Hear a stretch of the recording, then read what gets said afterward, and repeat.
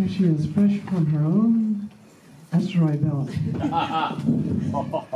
Janet Kuypers.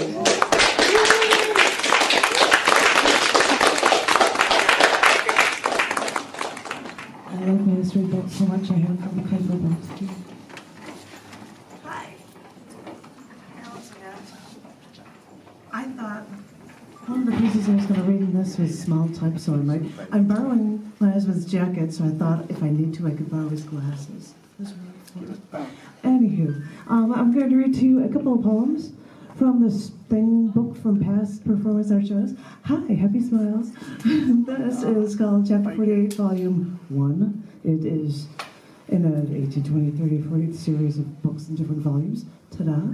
And I would like to read it's from different performance art shows, and this one was from one on the Yellow Beach in Chicago, and it's called Too Far. When he met me, he told me I looked like Kim Basinger, long blonde locks.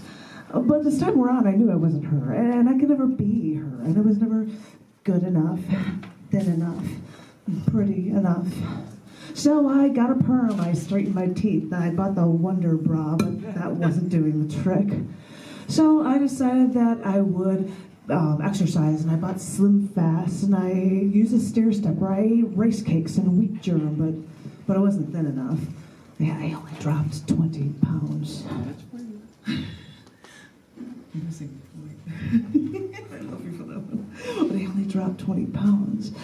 So then I decided I'd go to the spa. I'd get my skin peeled, soak myself in mud, wrap myself in cellophane, bought the amino acid facial creams, but I knew they didn't really work. So I went to the doctor, and I got my nose slimmed, and my tummy stapled, my thighs sucked. I thought about getting a rib or two removed. Oh. You know, like Cher. No. But I figured a rib, they're gotta be there for something. And hey, that's just going too far. As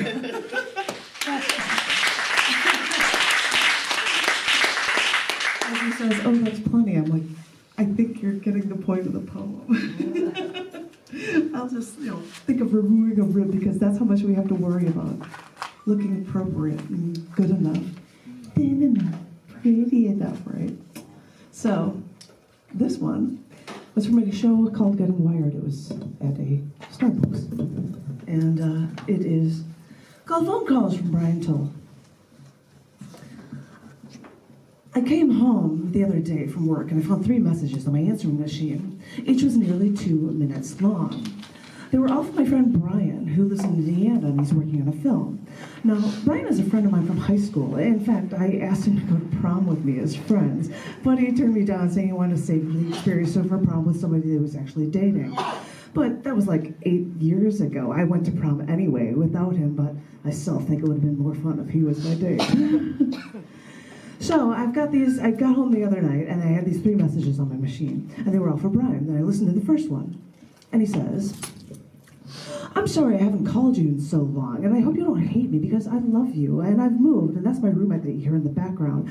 I think you've met him before, but he knows who you are, and he hears your voice in my answering machine, and he thinks you have a sexy voice. And then he says, oh, but I really hope that you don't hate me because I didn't mean to not call. It's just a lot going on right now. And oh, I have a new email address, so write to me, and I love you, and I hope you're not mad at me, and I might be coming to visit you in Chicago. Well, anyway, call me if you don't hate me, and I love you. That was one of the messages. And then I listened to the second one, and he says, hi, it's me again. I forgot to give you my new phone number since I just moved, and so here it is. And did I tell you that I'm making a film? I'm really doing it. I've scraped enough money together, so I'm going to actually go into the beginning of the March, and I will see if I can get more money. You said you didn't know this before, but I wanted to make sure. Well, call me. And that was the second message, and then I listened to the third one. And he says, hi, it's me again, and I just wanted to get back to you and tell you that, yes, I'd love to go to prom with you. I'd wear my tuxedo, and I'd get the tie and the cummerbund that matches your dress. Yes, I'll go to prom with you. Well, I guess that's about all. I hope you're not mad at me because I love you. I really do. Don't hate me. I'll talk to you soon.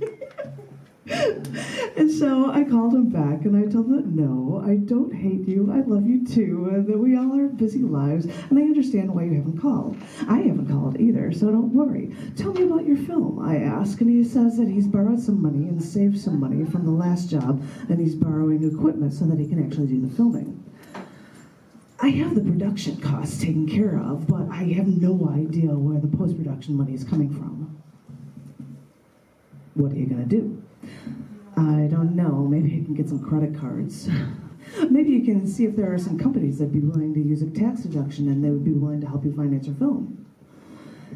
Well, so we talked for a bit about this, and I tell him that I wish I could help him out more. And he says that I have, because I validate him in what he does and everything I say. And although he has no money, he feels like he finally has control over his life.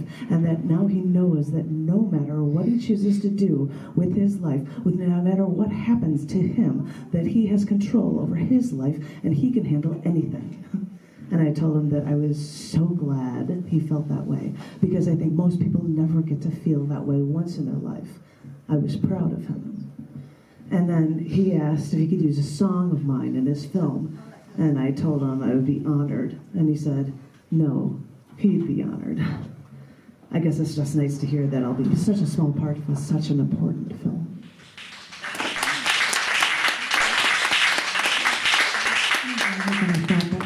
I would share a new poem with you because I get to write a poem a day, and because somebody asked me about it, and I don't need these glasses on. Yesterday was Texas Independence Day. Yeah, and I knew that, and so I'm like, oh, holy cow! I'm with John at the gun range, so it seems so ultra-fitting that I would write a poem for Texas Independence Day, and it's called Each Trigger Pull. Once I got to the gun range today, I saw that the rifle range was closed and learned that a real estate company is considering buying the land that is just past the range. So they got an injunction, a court order, to stop the gun range from firing guns toward the extended land. I'm not sure if they actually found any expended bullets or casings out there, and as far as I know, no one has bought the land yet. So now they just sit and wait. The way the Republic of Texas waited 9 years to be a part of the United States of America after claiming their independence on March 2nd, which happens to also be the birthday of Sam Houston, who led Texas to victory over Mexico in the Battle of San Jacinto. Which may be a reason why these Texans seem to have a stronger attachment to their guns than a lot of other states, because they know far too well from their own history how vital it is to embrace these firearms to preserve their lives. That may be something other states in this union have forgotten. We can turn a blind eye to violence and think it will never touch us, when it probably is lurking just around the corner, and no one knows it. As I sit here in one of the bays at this gun range now, I now wear protective eyeglasses and ear mufflers, ear gear with enough force to protect my ears and enough pressure to crush my skull. Watching the smoke from every shot rise from the gun in front of me, I can still hear the 9mm pistol and rifle shots fired in our bay and the AR-15 shots fired in the bay next door. Each trigger pull releases a thunderous boom, and it almost reminds me of fireworks here on Texas Independence Day. The noise is something that seems so strong, but really, like fireworks, it is only something that reminds me of celebration and celebrating.